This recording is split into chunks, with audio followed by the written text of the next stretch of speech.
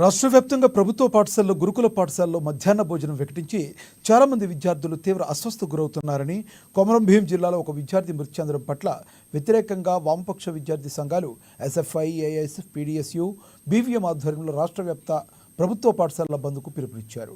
అందులో భాగంగా కామారెడ్డి జిల్లా కేంద్రంలోని పలు ప్రభుత్వ పాఠశాలను వామపక్ష విద్యార్థి సంఘాల నాయకులు బంద్ చేయించారు. ఈ సందర్భంగా విద్యార్థి సంఘాల నాయకులు మాట్లాడుతూ రేవంత్ రెడ్డి ప్రభుత్వం ఏర్పడి 10 నెలలు పూర్తవుతున్నా ఇప్పటి వరకు విద్యాశాఖ మంత్రిని నియమించడం లేదని తెలిపారు. తెలంగాణ ప్రభుత్వం విద్యార్థుల ప్రాణాలతో చెలగాటమాడుతుందన్నారు. ప్రభుత్వ తీరు మారకపోతే విద్యార్థులతో రోడ్లపైకి వచ్చి ధర్నాలు చేస్తామని హెచ్చరించారు. ఈ కార్యక్రమంలో వామపక్ష విద్యార్థి సంఘాల నాయకులు పాల్గొన్నారు. తెలంగాణ రాష్ట్రంలో ఈ మధ్యకాలంలో జరిగినటువంటి ఫుడ్ పాయిజనింగ్ ఏదైతే ప్రభుత్వ పాఠశాలలో జరిగినాయో ఆ ఫుడ్ పాయిజన్లకు నిరసనగా ఇలా తెలంగాణ రాష్ట్ర వ్యాప్తంగా ఎస్ఎఫ్ఐ, ఏఐఎస్ఎఫ్, పీడీఎస్యు విద్యార్థి సంఘాల ఆధ్వర్యంలో పాఠశాలల బంద్ని నిర్వహించడం జరిగింది.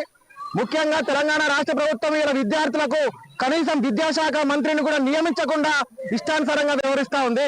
ఇలా విద్యాశాఖ మంత్రి లేక ఇలా పర్యవేక్షణ కుంటుపడే ఇవాళ ఇవన్నీ ఇట్లాంటి సంఘటనలు జరుగుతూ ఉన్నాయి. ఇలా కొమరం భీం జిల్లాలో ఒక విద్యార్థి చనిపోయిందంటే విద్యార్థులకి పూర్తి బాధ్యత ఇవాళ రాష్ట్ర ప్రభుత్వం వహించాలి. ఇలా ఫుడ్ పాయిజనింగ్ ఎందుకు ఇష్టమవుతున్నాయి? ఇవాళ అధికారుల పర్యవేక్షణ లేదు, విద్యాశాఖ మంత్రి లేక ఆ పర్యవేక్షణ లేదు.